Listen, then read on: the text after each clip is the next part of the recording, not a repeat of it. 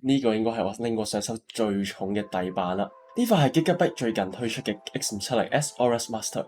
佢之所以咁聚手係因為佢用料十足啦。咁畢竟係旗艦級別嘅底板啦。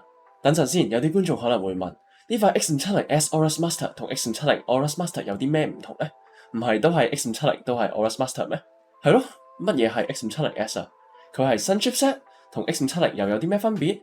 唔知道嘅話唔緊要嘅，將呢條片睇晒你就知㗎啦。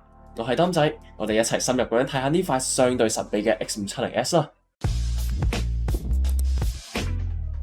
Corporate needs you to find the differences between this picture and this picture. They're the same picture.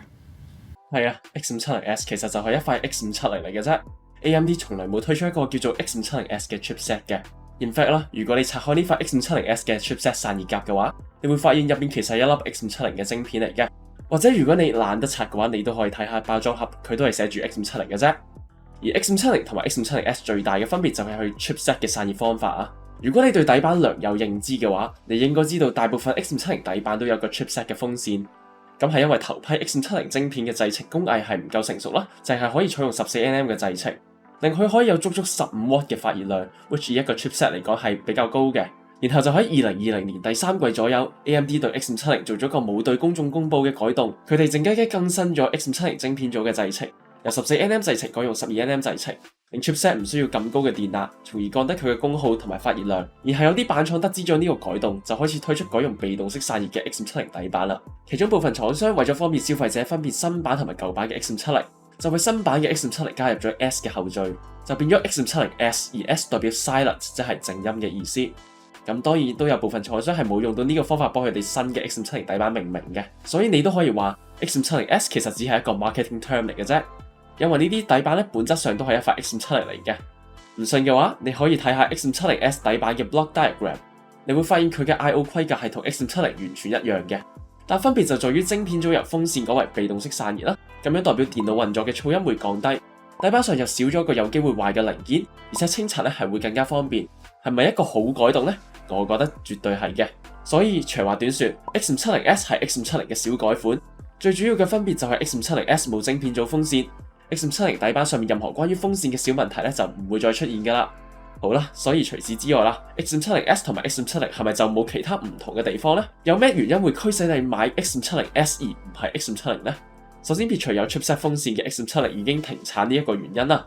X570S 其實都有一啲比 X570 優勝嘅地方嘅。首先唔少板廠喺更新 X570 系列底板嗰陣，同時對 PCIe 通道嘅分佈做咗改動啦。另一啲 X570S 底板比起 X570 有更加大型擴充性，就以 Gigabyte 嘅 Aorus Master 系列為例啦。原先 X570 Aorus Master 淨係得3個 M.2 SSD 插槽，而 Gigabyte 喺 X570S Aorus Master 上面再加多一個插槽，即係最多可以支援總共4條全速嘅 Gen 4 M.2 SSD。而且除咗 M.2 散熱夾之外，4條插槽都有雙面嘅導熱貼，就算你用嘅係雙面 SSD 都可以有效咁樣散熱嘅。當然啦，4條 Gen 4 M.2 呢類特色唔會喺所有 X570S 上面見到。咁畢竟 Aorus Master 都屬於 Gigabyte 嘅旗艦系列底板嘅，呢塊底板上面嘅各個部分都喺度話俾你聽，佢嘅定位係唔一般啦。例如底板上面有實體開機掣同埋 reset 掣啦，仲有 postcode 嘅 debug LED 燈同埋電壓測量接點，呢啲都係一啲方便超頻用家嘅功能嚟嘅。咁講到超頻啦，X570S Aorus Master 官方規格聲稱最高支援 54MHz 嘅超頻記憶體，我自己用呢對 G.Skill Trident Z Royal Elite 4000C14D 2x8GB 都少超咗一下啦。喺延遲值不變嘅情況下，淨係超到咗4266啦。一方面可能係5900X IMC 體質嘅問題啦，另外一方面係我懶得再去試啦。呢塊底板嘅另外一個旗艦級特色係背面嘅一大塊鋁合金背板框架啦。呢塊背板喺保護 PCB 嘅同時咧，可以幫助 PCB 背面嘅供電元件散熱。我諗呢個都係 X570S Aorus Master 咁重嘅其中一個原因啦。如果你係比較着重外觀嘅人咧，我覺得呢塊 X570S Aorus Master 都不失人格啊。底板上面嘅散熱夾主要係無面黑嘅配色，另外都有啲鏡面嘅表面做點綴嘅，而且 I/O 散熱夾都有 ARGB 燈效啦。底板上面都有2個5V 嘅 ARGB 接口，連接 ARGB 裝置之後可以由 RGB Fusion 2.0 軟件控制。喺 I/O 方面啦，首先 I/O Shield 係預裝嘅設計啦，安裝上面會更加方便，而且有成11個 USB Type A 嘅接口，其中5個係 USB 3.2 Gen 2乘1。2個係 USB 3.2 Gen 1乘1，一個 Gen 2乘1嘅 Type C 接口，仲有一個 2.5GB 嘅 LAN port，而且有一個俾前面版 Type C 用嘅接口嘅。Gigabyte 睇緊新 X570嗰陣，同時升級咗 WiFi 嘅規格啦，所以而家 X570S Aorus Master 係支援最新嘅 WiFi 6E 嘅，雖然香港暫時都未能用到啊。而喺供電方面 ，Gigabyte 都落足料嘅。X570S Aorus Master 有兩個負責供電嘅 EPS 8pin 接口，採用14加以上嘅 70A DOTA-MOS 直出式供電設計，而且有一大塊 VRM 散熱鰭片為供電部分散熱。理論上，散熱鰭片會比平時嘅 VRM 散熱夾有更加強嘅散熱效果，因為佢嘅表面積更加大。咁樣代表呢塊底板要應付超頻嘅 R95950X 都唔係問題，更加唔需要講其他 AM4 腳位嘅 CPU 咯。Gigabyte 同時喺 X570S Aorus Master 上面加入咗 Active OC Tuner 嘅功能啦，使底板可以自動喺手動超頻同埋 PPO 模式入邊切換，務求獲得最佳嘅 CPU 性能。雖然佢哋其實唔係第一間加入呢個功能嘅板廠啊，但 anyways 喺正常情況下，手動超頻嘅多核性能同埋 PPO 嘅單核性能猶如魚與熊掌啦，不可兼得。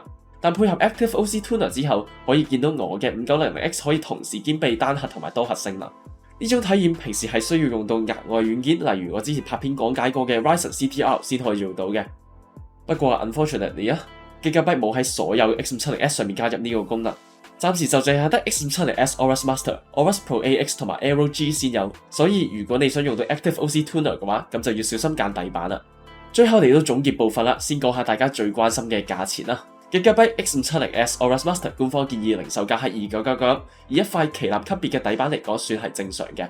佢嘅可取之處包括佢有16相供電啦、4條 M.2 同埋獨家嘅 Active OC Tuner 功能，呢啲特色都係一塊3000蚊嘅底板應該有嘅，所以我會話佢值得呢個價錢。從佢唔同部分可以見到 X570S Aorus Master 係設計俾頂級嘅 AM4 腳位 CPU 嘅，甚至你可以話佢嘅規格對16核心嘅 CPU 都有少少 overkill 啊。所以如果你打算用12核或者16核嘅 Ryzen， 例如 5900X 或者 5950X， 同時又想獲得盡可能多嘅性能同埋擴充性嘅話，呢塊底板係你絕對應該考慮嘅。好啦，呢條片又差唔多嚟到尾聲啦，希望呢條片可以幫你了解到新嘅 X570S 底板，甚至可能幫你揀到合適嘅底板。鍾意呢條片或者覺得有用嘅，可以訂閱 HKEPC 嘅 channel 啦，你都可以訂閱我嘅個人頻道窮人電腦同埋 follow 我嘅 Instagram @PoorGuy'sTech 嘅。我係當仔，我哋下條片再見啦，拜拜。